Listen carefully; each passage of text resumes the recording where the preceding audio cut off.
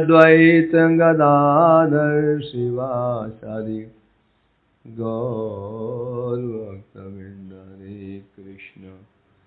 हरे कृष्णा कृष्णा कृष्णा हरे हरे, हरे राम राम राम। श्री श्रीमद्भागवतम तृतीय स्कंध त्रयोविंश अध्याय। प्रसंग है कर्दम देवहूति प्रसंग। उसका श्रवण किया हमने। कर्दम ऋषि जी ने अपने योग बल से एक विमान की उत्पत्ति की। विमान समस्त प्रकार के सुख के साधनों से युक्त था। देवहूति को भी उन्हें नव यौवन अवस्था प्रदान की है। उनका श्रृंगार किया गया। श्रृंगार को सुसज्जित करके तब वो कर्दम ऋषि उस विमान में आरोहण किए। 100 वर्षर कालो 100 कितने 100 वर्षर 100 वर्ष तक भ्रमण करते रहे। तत्पश्चात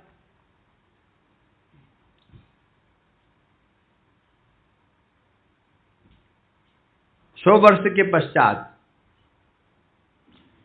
तस्यामादत्तरेतस्ताम भाव्यनात्म आत्मनात्मवेद नोधा विहाय रूपम स्वं सर्वविकल सर्वसंकल विद्भु। 100 वर्ष तक रमण करने के पश्चात तब कर्दम ऋषि ने देवहूति 9 कन्याओं को जन्म दिया। 9 कन्याएं। शादी करने क्या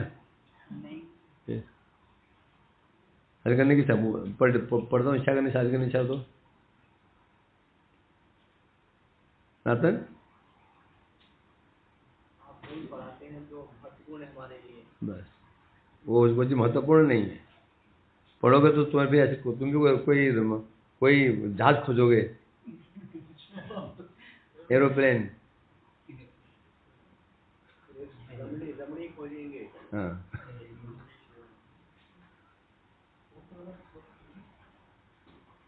अब सीधे आते हैं श्लोक नंबर 47।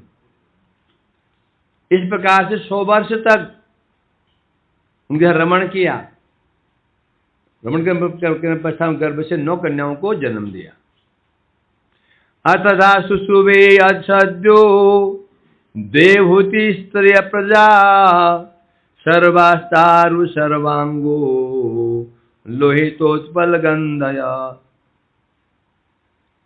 इस प्रकार से सामने देवहूति जी सुसुवे उत्पन्न किए। सद्यो क्या सद्य तुरंत एक ही दिन में देवहूति जी ने 9 कन्याओं को जन्म दिया। स्त्री प्रजा जिनने एक दिन के अंदर ही देवहूति जी ने 9 कन्याओं को जन्म दे दिया।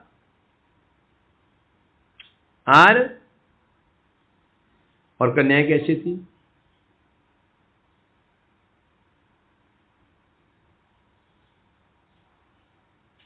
कन्याएं कैसी थी? सर्वास्ता चारु सर्वांगे सर्वांग सुंदर। तो कन्याएं जो थी सर्वांग सुंदर। सर्वांग कहने से समस्त अंग उनके सुंदर थे, नख से आरंभ करके केश तक सर्वांग सुंदर कहते हैं। सर्वांग सुंदर इस संसार में लोग हो नहीं पाते हैं, बहुत रेयर नहीं होते हैं। एक अंग सुंदर तो अन्य सुंदर नहीं, तो सर्वांग सुंदरी थी वो है। और कैसे थी? लोहितोत्पल गंधया, लोहितोत्पल गंधया, और सबके शरीर से लोहित कमल, लोहित बने लाल, रक्त कमल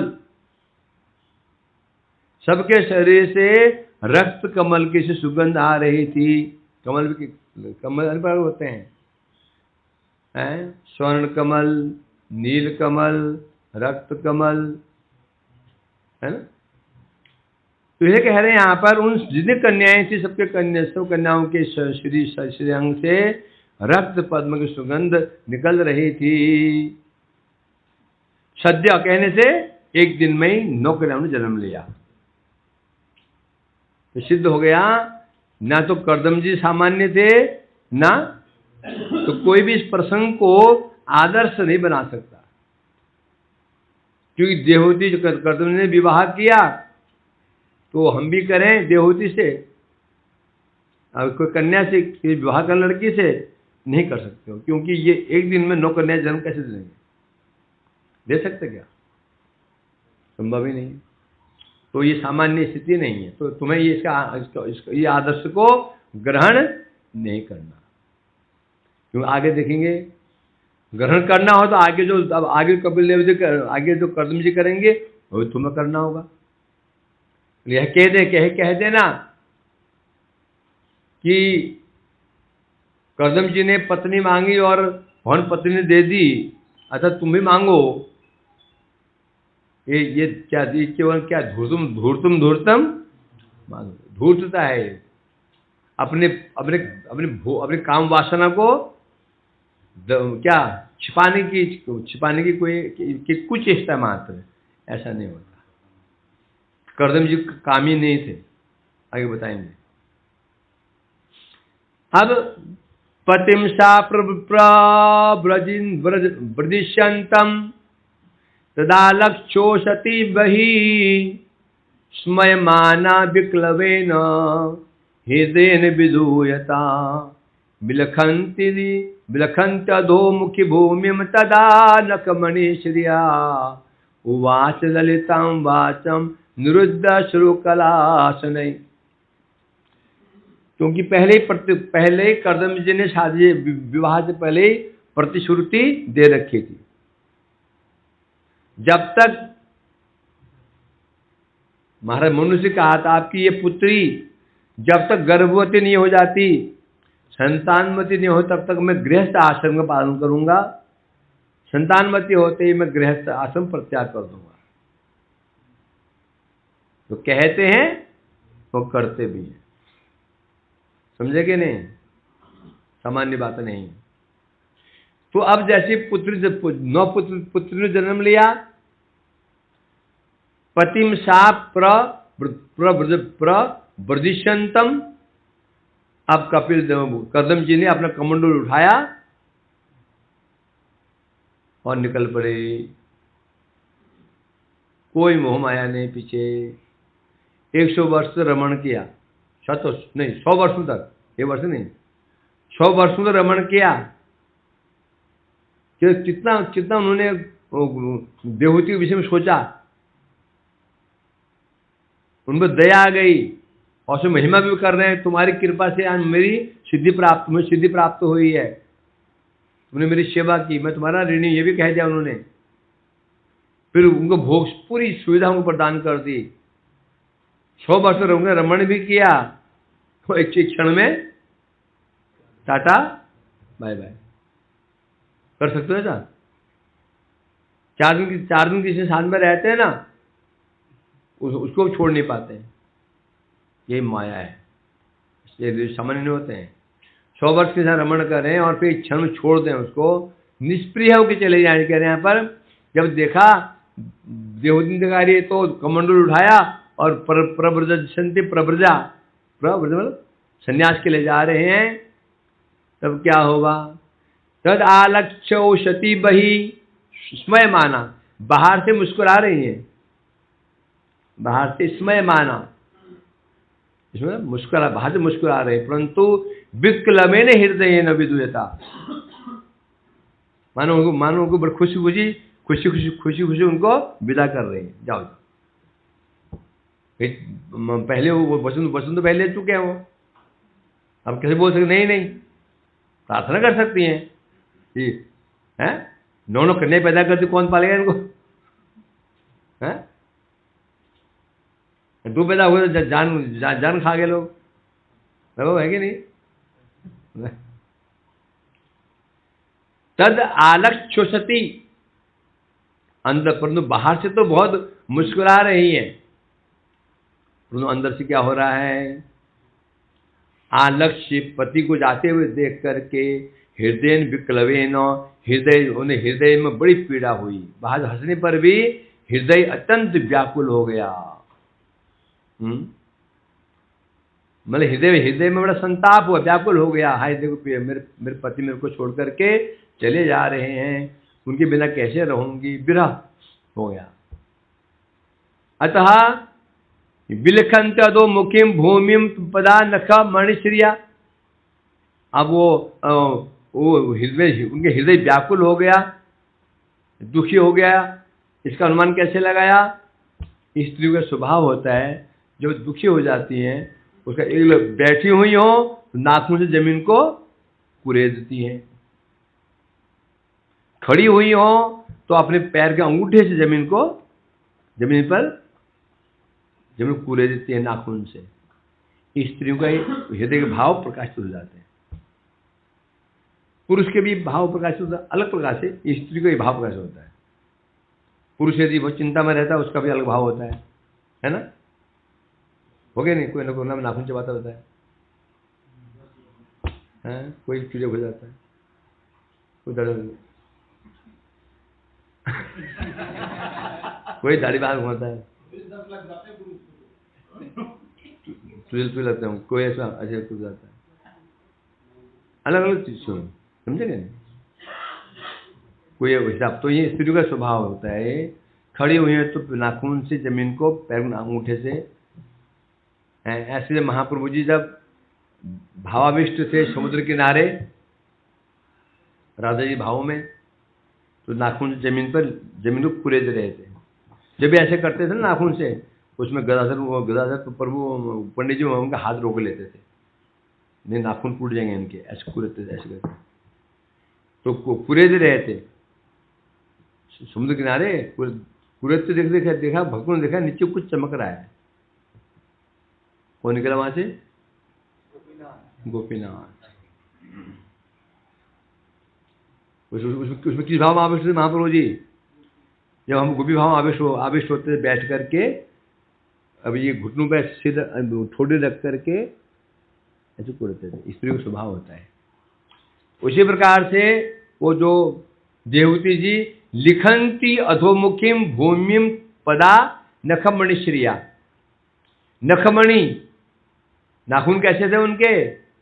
मणि सदृश। नाखून कैसे थे? मणि सदृश। मणि कैसे होती है? अत्यंत कांतिवान होती है, चमकदार होती है, वैसे उनके नाखून थे। नखमणियों से अधोमुखी, मुख नीचा करके वो जमीन को कुरेद रही थी। कुरेदते निरुद्ध अश्रु कला, आंखों से आंसू बहना चाह रहे थे, बड़े बलपूर्वक आंसू को उन्होंने आंसू को रोक करके ललिताम वाचाम, मधुर वचनों से धीरे धीरे कहने लगी। स्वयं माना अर्थात पति दर्शने अभाव स्वभाव हेतु हास्य युक्ता। वह स्वयं माने स्मय माने? स्मय है ना, स्मय माना, इसमें स्वयं माना दोनों जगह श्लोक में वही है, इसमें माना है, इसमें स्वयं माना कर रखा है, श्लोक में भी और नीचे शब्दार्थ में भी।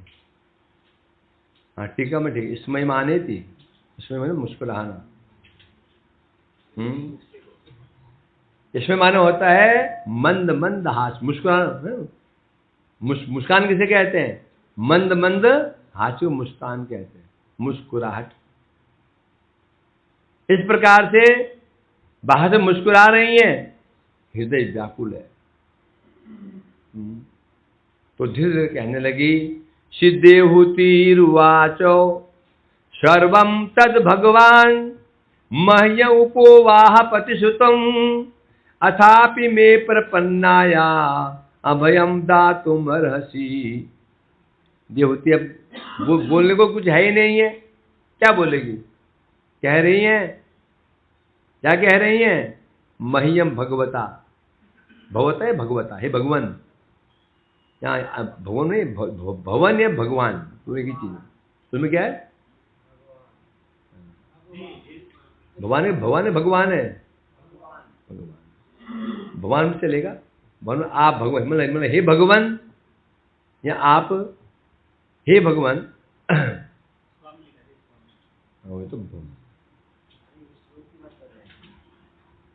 तो कह रहे हैं क्या? हे भगवान कर्दम जी, सर्वम तद भगवान मह्यम उपावोह प्रतिश्रुतम। विवाह से पहले ही आपने सब कुछ प्रतिश्रुतम, क्या पहले ही कह दिया था? सर्वम उपवाह, पहले तो आपने पहले ही प्रतिज्ञा कर रखी थी, विवाह से पहले ही कर रखी थी ना, इसलिए मैं कुछ नहीं कह सकती अभी। पहले कह दिया था आपने कि जब तक आपकी पुत्री संतानवती होगी तभी तक मैं गृहस्थ आश्रम पालन करूंगा। तत्पश्चात प्रवृज्या मतलब परिव्राजक आश्रम, परिव्राजक वस्त्रधारण, संन्यास क्या बोलते हैं? परिव्राजक, परिव्राजक, परिकृष्ण के व्राजक, जो इधर टिकते नहीं है, विचरण करते रहते, तो कहते हैं परिव्राजक आचार्य, सन्यासी। सन्यासी इधर टिक फिर नहीं टिक सकता। सन्यास लिया उसको घूमना पड़ेगा, दंड मिलेगा उसको। टिकने की इच्छा हो सन्यास में लेना, घूमने की इच्छा हो तो सन्यास ले लेना। इसलिए हर दंड दिया जाता है कि कोई घूमते रहोगे आ गया डंडा सिर फोड़ने के लिए, दंड क्यों लेते हैं? जहाँ घूमते रहोगे कोई दुश्मन आ गया, उसमें से आगे डंडा होता है मारने के लिए उसको। अब ब्रह्मचारी दंड क्यों लेते हैं? वो मठ में रहते हैं, दंड की जरूरत ही नहीं, समझा कि नहीं? हाँ, ये भाई मेरी व्याख्या है ना।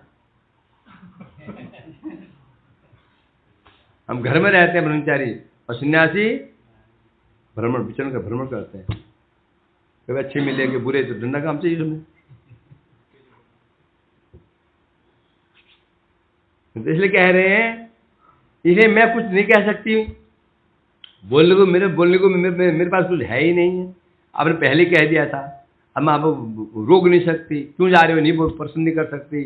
तथापि अथा में प्रपन्नाया भयम दातुमर्हसि, तथापि मैं आपके शरण में हूं, मैं आपकी शरणागता हूं, इसलिए मुझे आपको अभय दान देना चाहिए, अभय दान देना चाहिए। देना ही होगा नहीं, अर्हसि योग्य है, क्योंकि आपको जो शरणागत व्यक्ति जो मेरी शरण में आया होता है उसकी रक्षा करना मतलब कर्तव्य बन जाता है। तो आप शरण में हूं, इस दृष्टिकोण से आपको मुझे अभय दान देना उचित है, देना ही चाहिए नहीं। अतः कैसे कह रहे हैं, मैं इसे कृपा करके मुझे अभय प्रदान करें। बोले क्या तुम्हें क्या अभय दान चाहिए? ओ ये कि उनकी शादी कैसे करोगी, बच्चियों की शादी कैसे करोगी, 9 लड़कियां, उनका पढ़ाना लिखाना, ये डर है क्या? बोल नहीं, ये डर नहीं है। ब्रह्मन् दुहित्री भी तुभ्यं विमृग्या पतय समा कश्चित् शान में विशोकाय त्वयि प्रव्रजते बनम। नहीं, मुझे भय नहीं है। हे क्या होता है? हे ब्राह्मण, हे ब्राह्मण, हे ब्राह्मण, दुहित्री तुभ्यम, तुम्हारी जो कन्याएं हैं ना, पतय समा विमृग्या, ये स्वयं अपने समान पति खोज लेंगी, मुझे भय नहीं है। कैसे में विवाह होगा मैं चिंता बिल्कुल भी नहीं है, क्योंकि ये कन्याएं स्वयं अपने पति योग्य पति स्वयं खोज करके विवाह भी कर लेंगी। इनकी चिंता बिल्कुल नहीं मेरे को। पढ़ाई लिखाई जरूरत है नहीं कि नौकरी करनी नहीं, नौकरी करनी नहीं, पढ़ाई लिखाई की जरूरत नहीं है। आज की जरूरत क्यों है? आज क्यों पढ़ाते हैं? बाप जानता है ये लड़की इतना ऊंची है, खड़बड़ करके पति निकाल देगा, बाद में पेट भर सके, इसलिए पढ़ाते हैं। समझा कि नहीं भैया? पहले जो लड़कियां माधुरी जानते थे लड़की बड़ी सुशीला है, ये कभी वहां उत्पात, सोशल उत्पात नहीं करेगी, अनुकूल होकर रहेगी, तो वहां सामान मिलेगा इसको। आजकल बाप बाप जानते हैं लड़की, हमारी लड़की लड़की क्या है? ये शूर्पणखा का स्वरूप है, ये ससुराल में उत्पाद मचाने वाली है, एकदम घर वाले निकाल देंगे इसको, फिर खाएगी क्या? पहले पढ़ा देते हैं उसको, इसे पढ़ाते हैं। समझा कि नहीं?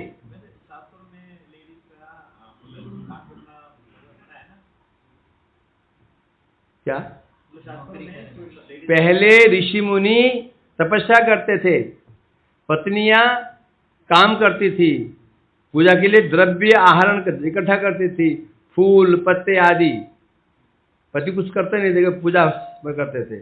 अब उल्टा हो गया, पत्नी घर में पूजा कर रही है, पति बाहर जाके कमा के लाते हैं। तुमने पहले क्या था? पति पूजा पाठ करते थे, पत्नियां पूजा पाठ वो बाहर से करके फूल ले आए, पत्ते ले आए और उसकी सहायता करती थी पत्नियां। समझेगा नहीं? वरना होते ना, पहले ऐसा होता था, तो पत्नी हेल्प करती थी। तो यहाँ इसलिए कह रहे हैं यहाँ पर, तो इसीलिए बता रहे हैं कि पढ़ाई लिखाई जो चिंता है नहीं, और विवाह की चिंता नहीं है, स्वयं ही योग्य पति खोज लेंगे, विवाह भी कर लेंगे, इसलिए चिंता इनके नहीं है। परंतु कश्चित् शान में विशोकाय त्वयि प्रविजते वनम, बस चिंता, क्योंकि कन्याएं तो अपने घर चली जाएंगी, फिर हम अकेले हो जाऊंगी। कहाँ पहुंच गया भाई सनातन? हाजिर पहुंच गया?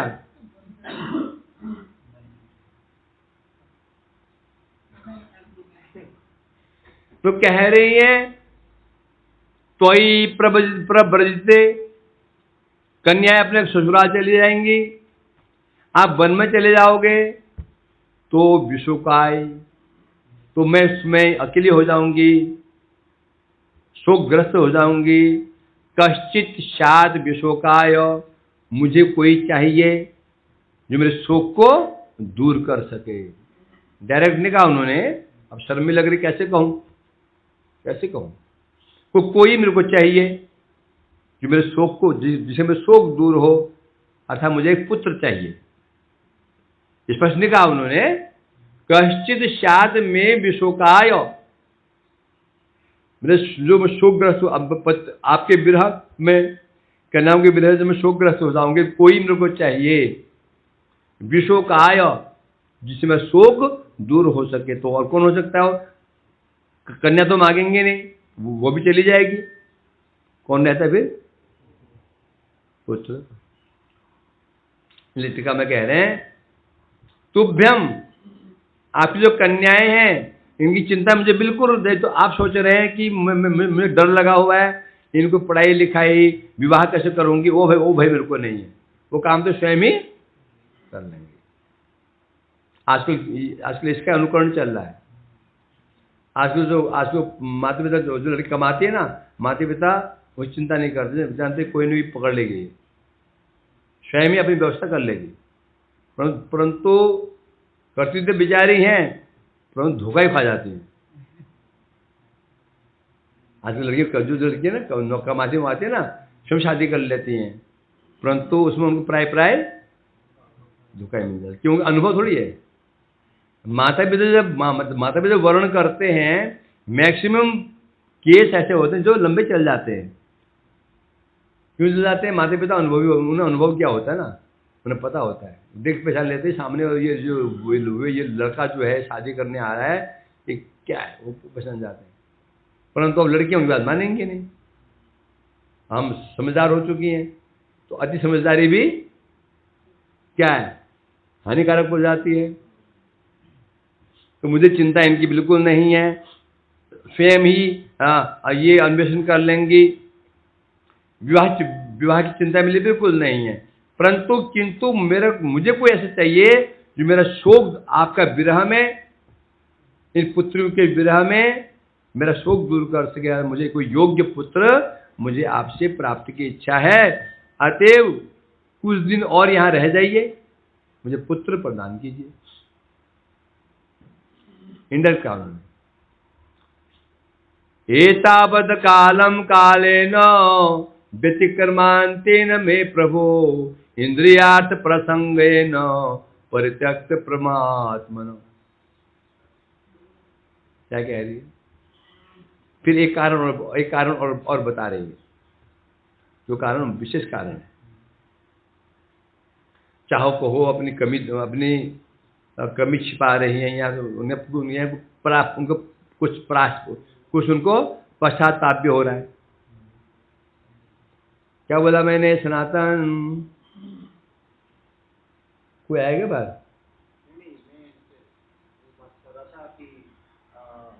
का भोग अभी तक आया नहीं है, तो उसके लिए मैं इनसे पूछना था।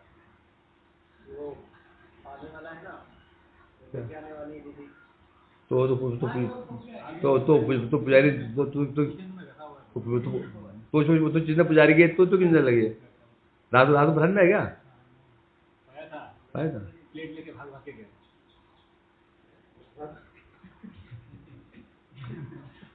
तो इसलिए कह रहे हैं यहाँ पर एक कारण और बता रही हैं, जो कारण कुछ युक्त क्या है?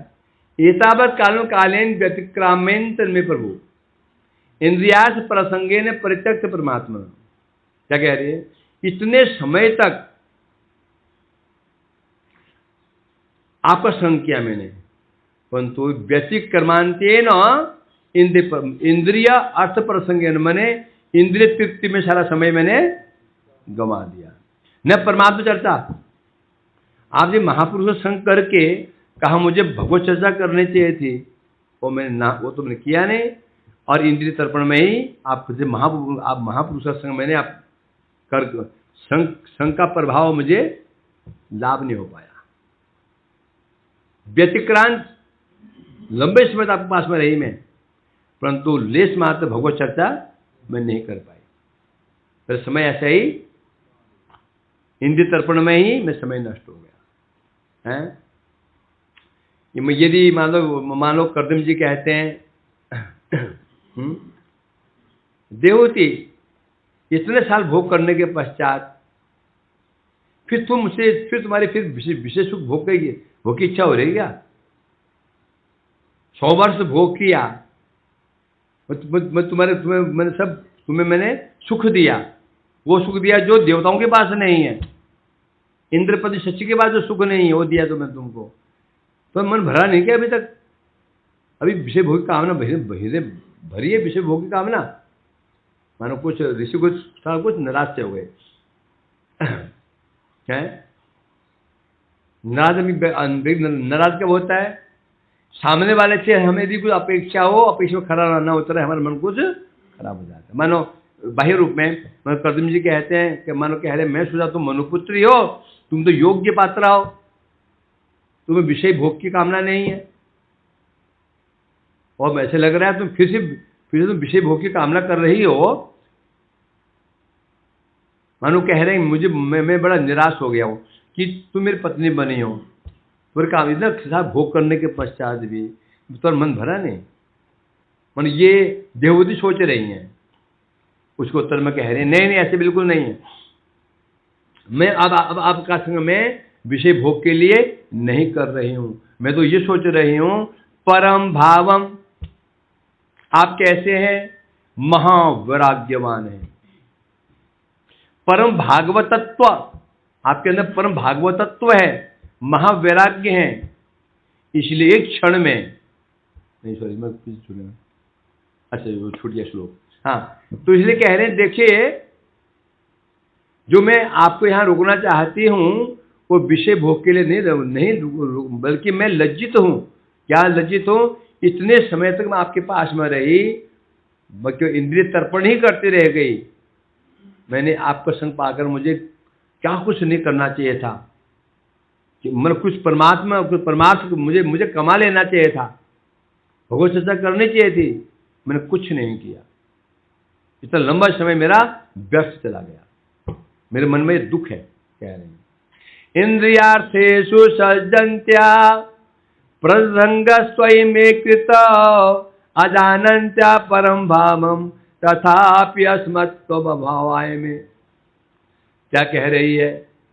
अजानन्त्या, मैं आपको समझ ही नहीं पाई।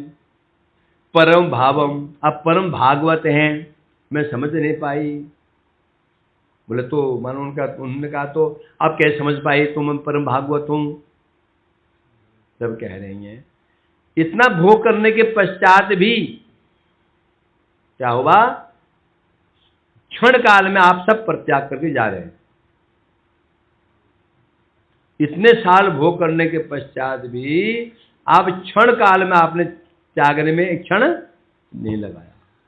अब मैं समझ रही हूं, अब मैं आपको अब पहचान पाई। मैं आपको सुख में व्यक्तियों को पहचान नहीं पाते हैं, व्यक्ति को पहचानते हैं दुख की घड़ी में, कौन कितने पानी में। सुख में सभी लगते हैं सब सही चल रहा है, जब आता है कष्ट आता है उसमें कौन कितने पानी में। थोड़ा दुख आया, अरे कहाँ जाऊँ क्या करूँ, कहाँ जाऊँ क्या करूँ, आत्महत्या कर लूँ, लड़ जाऊँ, ट्रक के नीचे सिर दे दूँ, थोड़ा में होता है।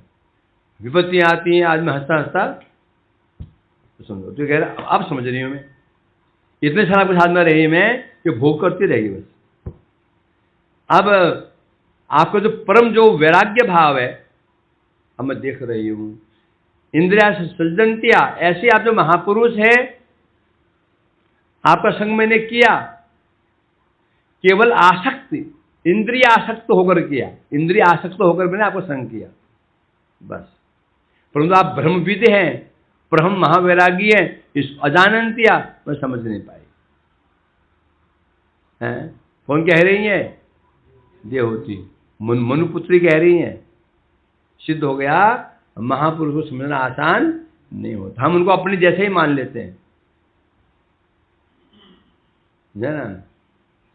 जब हम हैं ऐसे ये भी है, जब विपत्ति आती है तो वहां पर चलता कौन कितने पानी में। तो ये कह रहे हैं यहां पर, मैं तो समझा हमारे जैसे ही हैं। अब महापुरुष में समझती तो मैं आपसे मैं कुछ और भी प्राप्त, कुछ परमार्थ प्राप्त कर सकती थी, कथा सुन सकती थी, मैंने किया ही नहीं है। तथापि मेरे प्रति आपका जो क्या है आसक्ति, आपके प्रति जो मेरी आसक्ति, आपके प्रति जो मेरी आसक्ति है, तो वही आसक्ति मुझे मेरा कल्याण करे। समझे कि नहीं? आसक्ति भी कहाँ हो, आसक्ति है भी, वो भी साधु में होनी चाहिए। समझे कि नहीं? जिन किन प्रकार है ना साधु पुरुष हम जुड़ जाते हैं, ये कामना से निष्काम भाव से कल्याण हो जाता है। भूतानाम देवचरितम सुखाय च दुखाय च सुखाय भी साधूनाम तादृश अच्युतात्मनाम।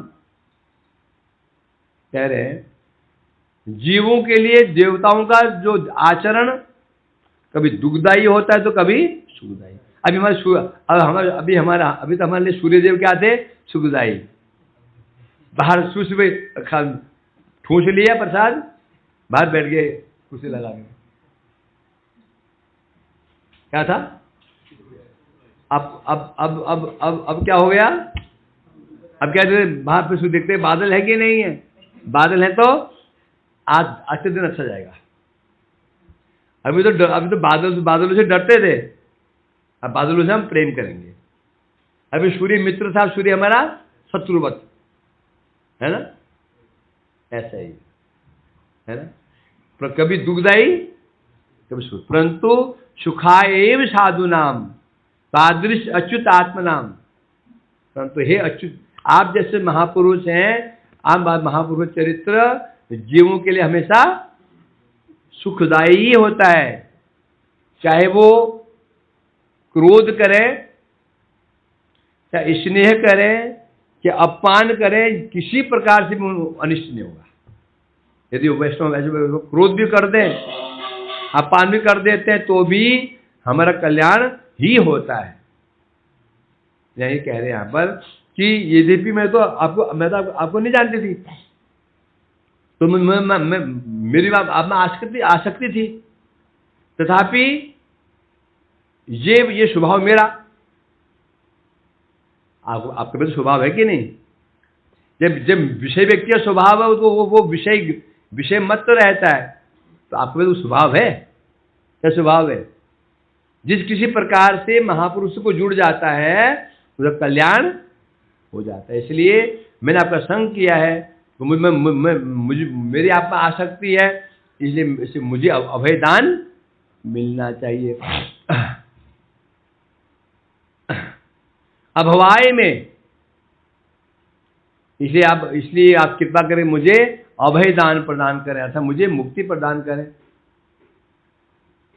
ठीक है, मैं कह रहे हैं आप महाभागवत हैं, क्या लक्षण है? क्या लक्षण है?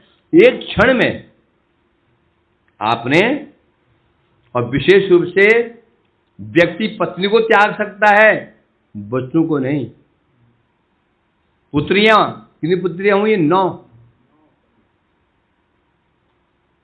पत्नी को घर से बाहर निकाल सकता है? निकल जा, बच्चों को निकाल देगा वैभव?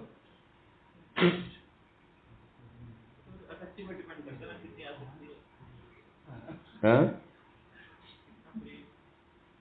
तो प्रेम तो ही है। तो कह रहे हैं यहां पर, एक क्षण में आपने त्याग दिया, कमंडल उठाया और चल पड़े। आप समझ रही हूं, आप सामान्य पुरुष नहीं, केवल मैंने आपको केवल भोग का एक साधन माना था। ये मुझे बहुत गलती मुझसे हो गई, मुझे कोई अनर्थ हो गया है। तथापि आप तो महापुरुष हैं, आपका तो स्वभाव होना चाहिए। इस प्रकार से देवहूति जी अपने श्लोक में क्या चल रहा? 54 चल रहा ना? हाँ, इंद्रिया, ये 50 हो गया ना? हाँ, टीका में कह रहे हैं, आप महाभागवत में आपको समझ नहीं पाई, क्योंकि आज महाभागवतों का क्षण भर का संग भी मुक्ति का कारण बन जाता है। एक क्षण के लिए भी यदि महाभागवतों को संग कर ले तो क्या हुआ? लो मात्र साधु संगे सर्व सिद्धि है। क्या है? हाँ, साधु संग सर्वशास्त्र कय, लव मात्र साधु संगे सर्व सिद्धि है। तब शास्त्र एक ही बात कह रहे हैं, साधु संग, लव मात्र, लव कहने से 1 सेकंड से भी कम का समय, 11वां भाग, सेकंड का 11वां भाग, कोई साधु संग कर लेता है, सर्व सिद्धि हो जाती है। ये स्थिति है, इतना बलवान है साधु संग। तो इसलिए कह रहे हैं यहाँ पर, और मैंने क्या किया? 100 वर्ष तक आपके साथ में रही। कितने? 100 वर्ष तक साथ में रही, आपके साथ में इंद्रिय सुख में ही व्यस्त रहेगी। ये मुझे बहुत गलती हो गई है। हाँ, तो इसलिए कह रहे हैं, अर्थात आप इसलिए कह रहे हैं यहाँ पर, हाँ, महाभागवत तत्व, आप महाभागवत हैं, मैं समझ नहीं पाई। तो ऐसा होने पर भी मैं अपराधी हूं, मैं आपके अपराधी हूं। मैं आपके भोग की वस्तु समझा, मुझे अपराध हुआ है। अपराधी होने पर भी महापुरुष स्वभाव क्या है? जो शरणागत होता है, अपराधी भी हो तो भी उस पर कृपा करते हैं। मैं तो अपराधी नहीं हूं, ये मेरा स्वभाव ही है। आपको भी स्वभाव है, महापुरुष है, आपको मेरा अपराध को क्षमा करना चाहिए, उचित है, अरहसी। ये तो श्लोक हमें पढ़ता था, कहाँ गया पता नहीं, अब आगे सुनो। संगो या संसित हेतु असुभ्येतो अधिया शिव साधु सुकृतो निसंगत्वाय कल्पते। यहाँ का यहाँ श्लोक है, कहाँ श्लोक है, यह श्लोक है, कितना बढ़िया श्लोक है। संघ की महिमा, संघ की महिमा, संघ के विषय में श्लोक है, याद कर लेना सब लोग। एक ही संघ है, संस्कृत हेतु असतु, वही संघ यदि असत व्यक्ति के साथ किया जाए, संघ देखिए संघ, जब हम संघ असत व्यक्ति जो अवैष्णव है उसे संघ कर लेते हैं तो उसका फल क्या होता है? अधिया, अज्ञान पूर्वक यदि हम ऐसे व्यक्ति का संग कर लेते हैं जो असत व्यक्ति हो, उसका फल क्या है? संस्कृत हेतु, संस्कृत हेतु, संस्कृत माने संसार, संसार का कारण बन जाता है। अज्ञान वशतः हम ऐसे व्यक्ति का संग करते हैं जो संसार में आसक्त हो, तो उस संग पर, उस संग का फल क्या है? संसार दशा। क्या है? संसार दशा। सएव वही संग यदि हम साधु के साधु से कर लेते हैं तो निसंगत्वाय, वो जब संग करते हैं अवैष्णव का, विषय व्यक्ति का, तो संसार में फंस जाते हैं। वही संग करते साधु का निसंगत्वाय, संसार से अनासक्त हो जाते हैं, तर जाते हैं। खेल किसका है? सारा खेल संग का है। इसलिए साधु संग करना चाहिए। श्री राधे, श्री राधे।